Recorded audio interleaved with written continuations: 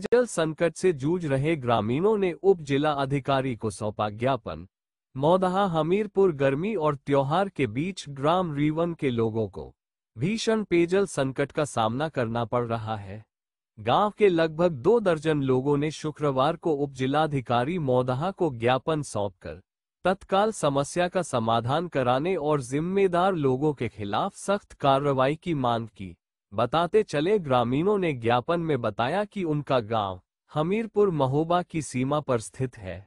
नमामि गंगे योजना के अंतर्गत गांव में पहले महोबा जनपद के जल निगम से पेयजल आपूर्ति होती थी, लेकिन कुछ समय पूर्व इसकी जिम्मेदारी हमीरपुर जनपद के अधिकारियों को दे दी गई।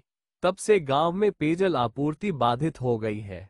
लगभग 1 सप्ताह से नलों में पानी नहीं आ रहा, जिससे पूरे गांव में त्राही त्राही मची हुई है।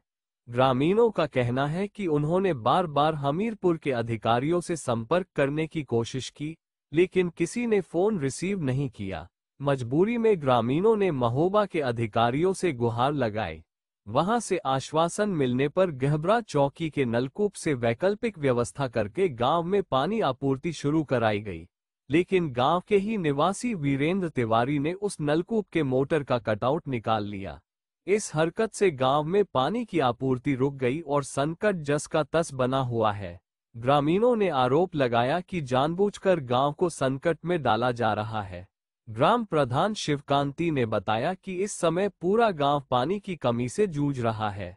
त्योहार के समय बच्चों, महिलाओं और बुजुर्गों को खास दिक्कतों का सामना करना पड़ रहा है।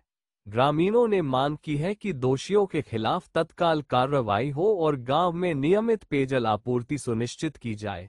ज्ञापन देने वालों में ग्राम प्रधान शिवकांति के साथ लगभग 2 दर्जन ग्रामीण मौजूद रहे।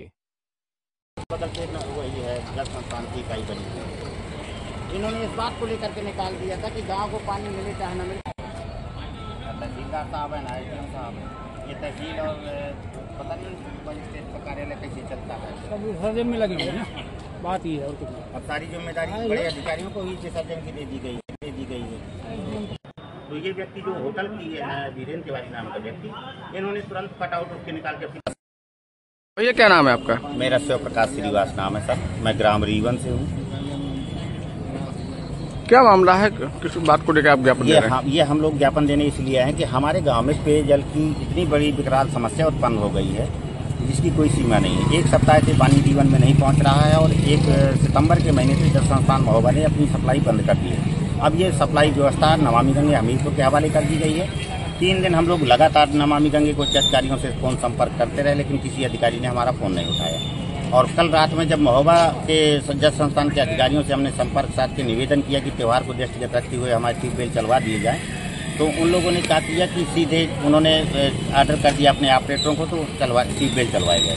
जब ट्यूबवेल चलवा दिए गए तो वीरेंद्र तिवारी नाम के व्यक्ति ने उन ट्यूबवेलों को के कटआउट निकाल करके बंद कर दिया। कुछ लोग और हम 2 पूर्व प्रधान भी और फौजी साहब, ये सब लोग मिल करके 10-15 लोग गए। हमने निवेदन किया कि भाई चालू करवा दो। उनका कहना यह है कि जब तक हमारे घर को पानी नहीं मिलेगा तब तक हम ये ट्यूबवेल चलने नहीं देंगे। और नमामि गंगे केवल 20% गांव को पानी दे पाती है। बड़ी आबादी का गांव होने के नाते पानी की इतनी विकराल समस्या हो गई है, हैंडपंप और कुओं का पानी खारा हो गया है रीवन के, अब पीने योग्य नहीं बचा। तो हमारी यही प्रार्थना है अपने उप जिलाधिकारी महोदय से कि हमारे गाँव की पेयजल की समस्या सॉल्व करवा दें। अगर नहीं करवा पा रहे हैं कोई, तो हमें एक निर्देश पत्र लिख के दे दिया जाए। हम ग्राम पंचायत के माध्यम से ही अपने गांव की पेयजल व्यवस्था संचालित करवा लेंगे। गांव पंचायत अपने आप में सक्षम है। धन्यवाद। प्रधान अधिकारी के बातों से जो है सहमत हूँ। इन्होंने जो भी कहा है बिल्कुल सही कहा है और जनता इस समय पानी से काफ़ी गहरी समस्याओं से जूझ रही है। अभी तक गाँव वालों को कैसे पानी मिलता था? अभी तक जो संस्था जल संस्था की इकाई थी वो चल रही थी, उससे पानी उनका काम चल रहा था। जब से वो बंद करवा दिया गया तब से जो है जो नमामि गंगे की सप्लाई है वो नहीं सप्लाई हो पा रही, जिसके कारण नमामि गंगे की जो सप्लाई है वो गाँव में कितने लोगों को पानी दे पा रही है? ये लगभग 20-25% को दे पा रही है। ऊंचे इलाकों में पानी नहीं आता, उसके नीचे पानी नहीं आ रहा है गाँव के चारों तरफ।